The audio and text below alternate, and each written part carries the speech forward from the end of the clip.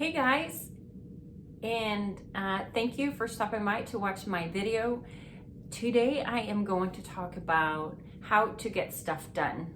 And today I honestly feel a little bit like a fraud because I haven't been very good at getting stuff done lately. It's just been one of those weeks or couple weeks where my mind has not been in the right place. But I did hear on the Instagrams not long ago, there's a fitness guru or fitness lady that I follow, and she said there are many days when she doesn't feel like doing what she needs to be doing, but she does it anyways. So here I am trying to get my stuff done, check my things off the list, because yes, I love a to-do list and getting things checked off the list. I also love to optimize my time and making sure I do the work that is best fitted for a specific time. So I know that my mind is most alert in mornings, and that's when I usually do creative work, which takes up a lot of my mind space. And for the later of the day, I do more reactive work. So that is actually one of my 7 suggestions, and it's time blocking.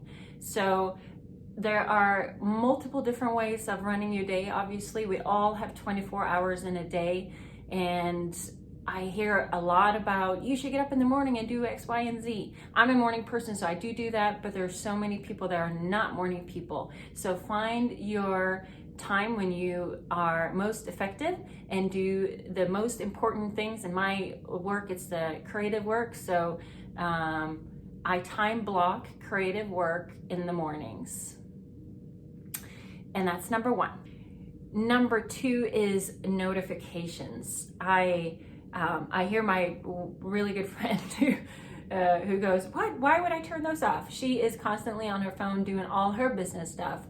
So it really depends on what kind of work you're doing. But if you need headspace, need to get your the most important things done off your list, top 3 most important things done off your list, I highly recommend turning off all notifications. Don't get your emails pushed into your inbox. I actually never have my emails pushed into my inbox. If I want to go get them, I go get them. And it just keeps you so much more in focus on what you actually need to do. I also turn my phone off to airplane mode in the mornings, just so I can get my creative stuff done. Because if you get interrupted, you get on a tangent, and then it takes a while to get back into that. So one thing though is I do have a team, and if you do, it could sometimes feel like you're not available for them, but my tip there then is to actually let them know what times you do time block and turn everything off, so they can work around that too, so they know what's going on. And on that same note of time blocking, it is also important to schedule time off. And that's my number 3, is to actually have on your schedule to make sure you do your workouts, do your hobbies, you schedule time for family, friends, whatever is in your life, just to get rejuvenated and get some energy back. If you're anything like me, you might tend to work a little too much sometimes, but I'm getting better. I turn off my computer at end of the day, and I absolutely do schedule my workouts though. That is something I highly recommend, so you make sure you get those done. 4, I'm gonna have a little tea.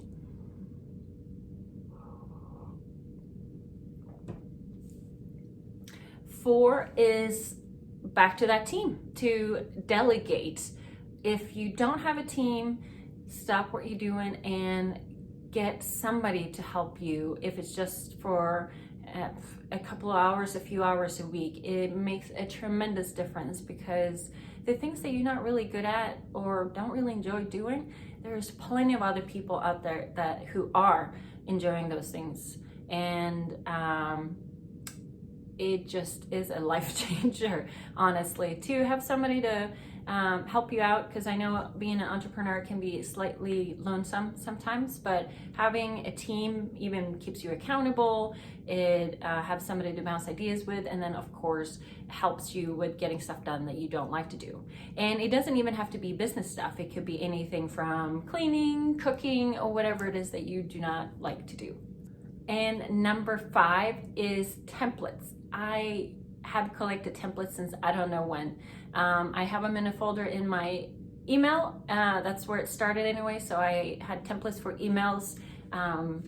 Even if it's not perfectly done with a template or exactly done as a template, it's a great start. So having email templates is a lifesaver.